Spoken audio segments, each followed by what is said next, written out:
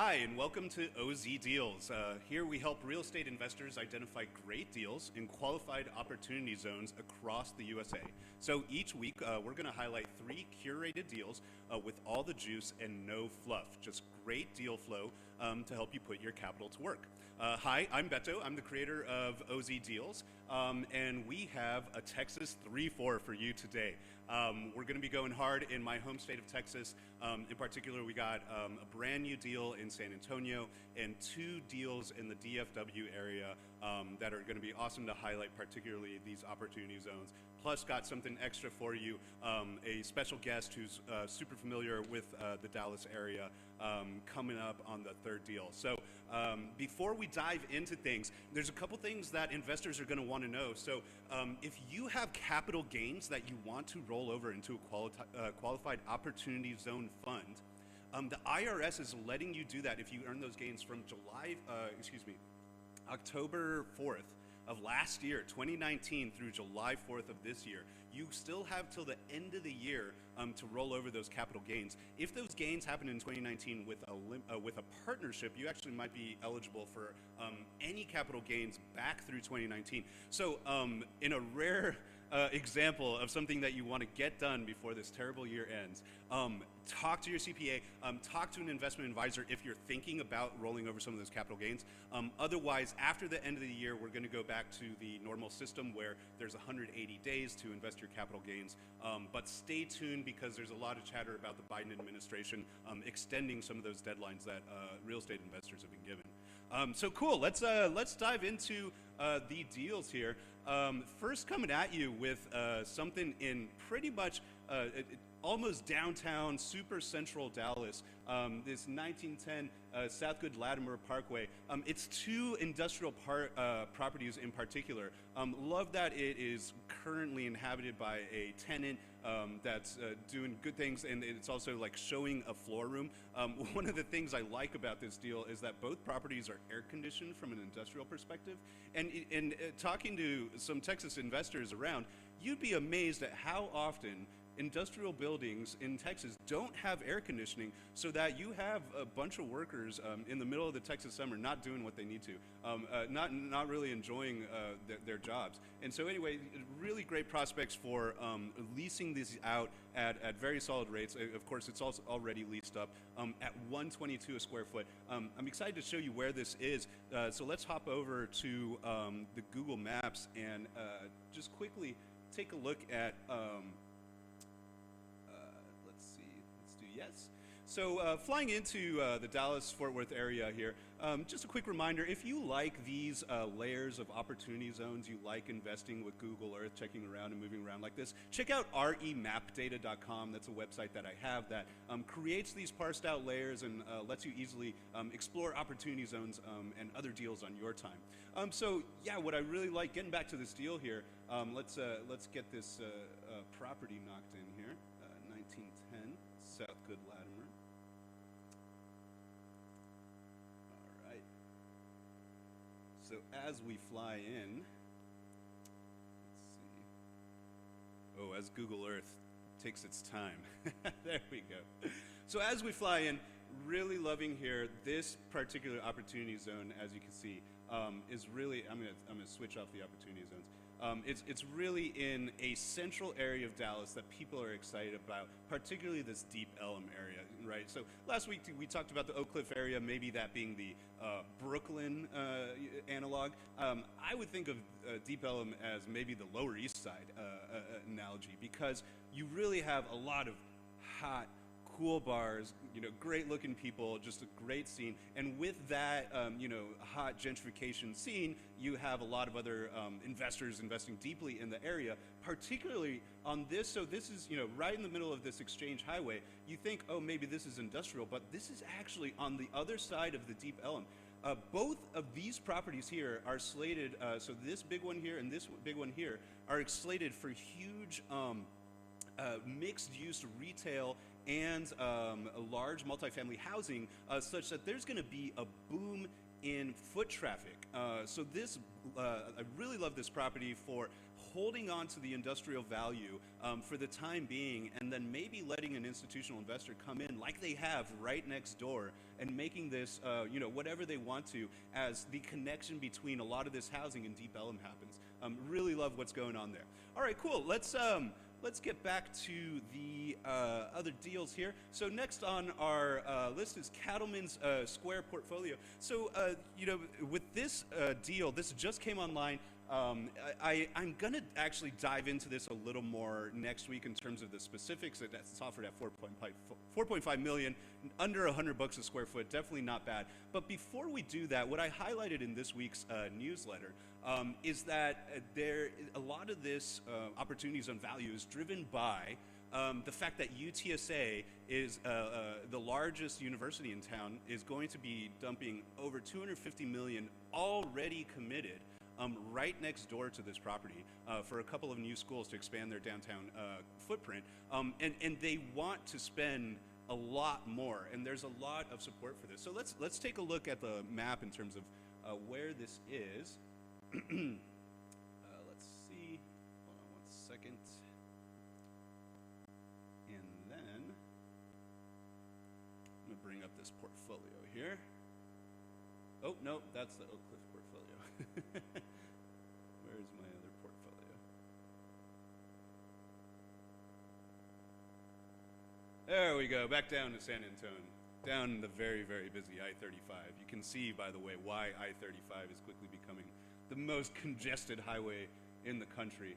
Okay, what you have here on this little portfolio is 3 retail spots, and what you're going to recognize as you zoom in here, so this is the center of the UTSA downtown campus already. It's not that big. I want to say it's maybe 1,000, 2,000 students, but what I really love here is that as they're expanding the footprint of both the cybersecurity and the business and entrepreneurship school, it's deliberately being connected to these other deals that we were talking about a few weeks ago.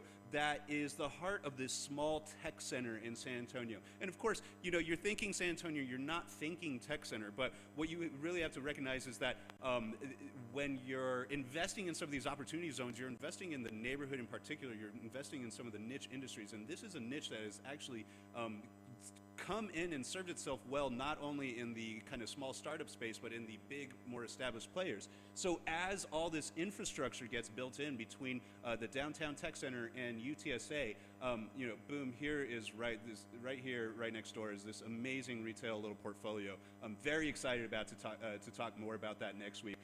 For now, just really excited about the amount of money and investment going on in this central San Antonio area. And if you remember correctly, all of this is an opportunity zone, and all of this on the near west side is an opportunity zone. So that's kind of the theme for this week as we transition into our third property and welcome on our guest here, Ross Nussle.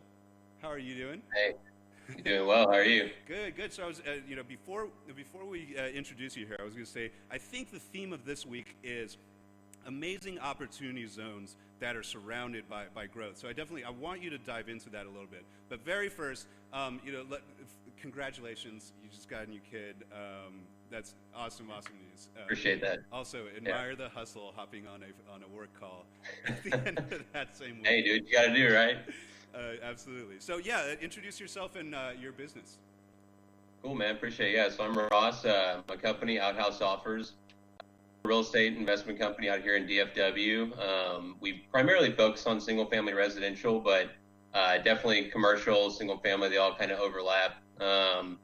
So one of the things that I like about the Plano area in particular, as far as it goes with me going single-family and commercial, just southeast of George Bush and 75, just below the opportunity zone is, there was a big project that came in a number of years ago, the City Line project, and State Farm committed a huge amount of money. They put in 4 towers.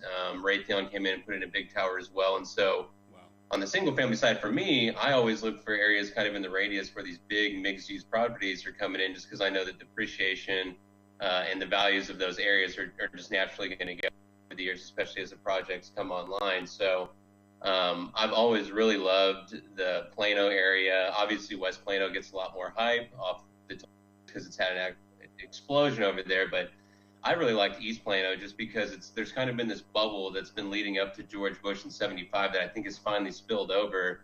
And one of the biggest projects coming in right there, which a lot of people are talking about in town, is the Calling Creek project.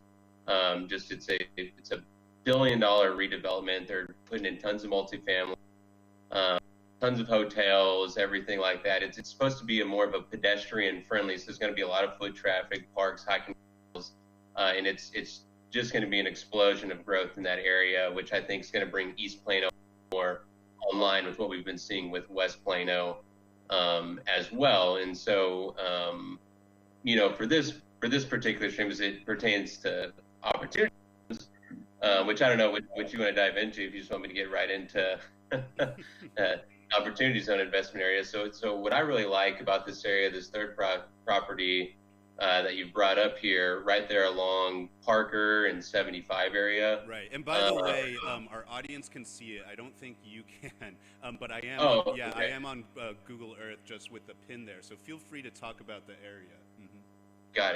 Got it. So already the fact that there's even an opportunity zone in this area is crazy to me, just because it's such a valuable area to begin with.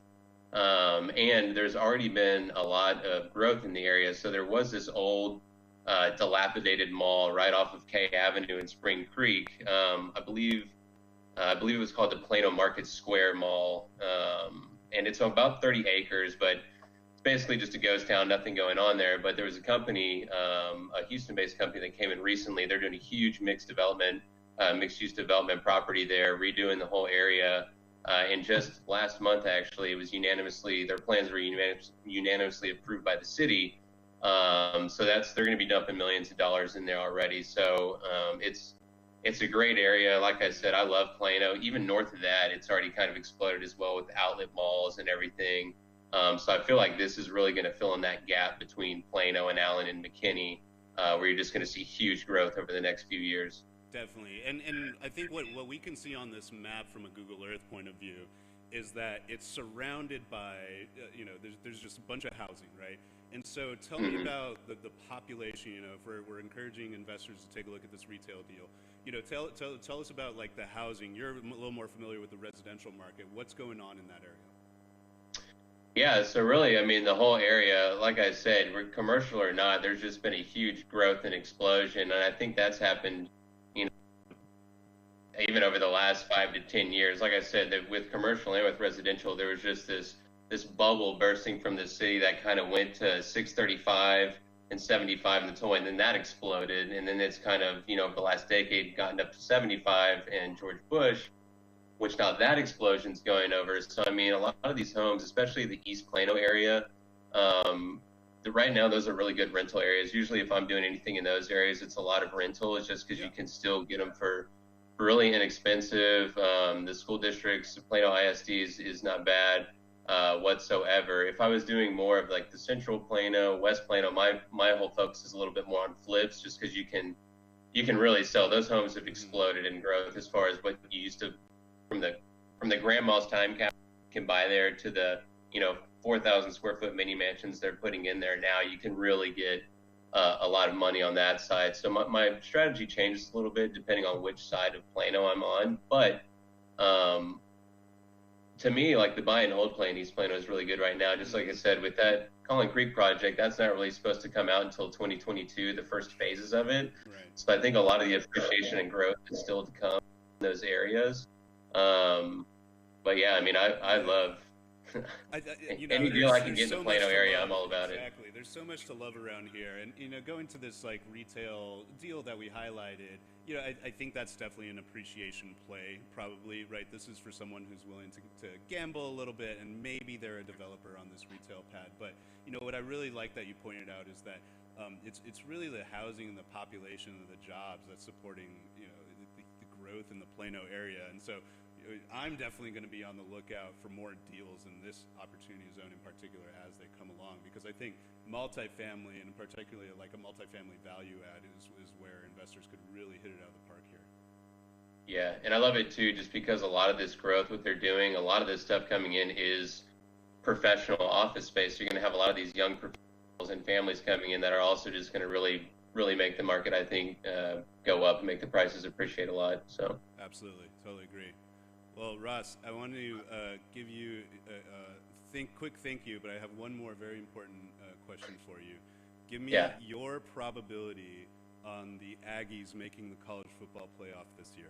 I feel like we're going to get cheated. I feel like Ohio State's going to get in there with 5 wins on this season, but Those jerks are going to get in with 5 wins. we need about an hour-long stream if we're going to go over that. So, but at least we had a really good recruiting day, so that was good. Oh, did you? I haven't checked it. Yeah. Oh yeah. Stanford picked up some like 4. good recruiting. So that's good. Yeah, our recruiting is not good this year, but oh well. Well, man. At least you had Christian McCaffrey, though. Yes, yes, yes. We're gonna ride that wave as long as possible. Yeah. Cool, man. All right, man. Thanks so much for joining us. This was a super big help, hopefully giving folks at home a little bit of chance to learn more about Plano in particular, about some of the amazing stories here. Keep doing your awesome thing, and thanks everyone for tuning in. We'll see you next time. Happy investing.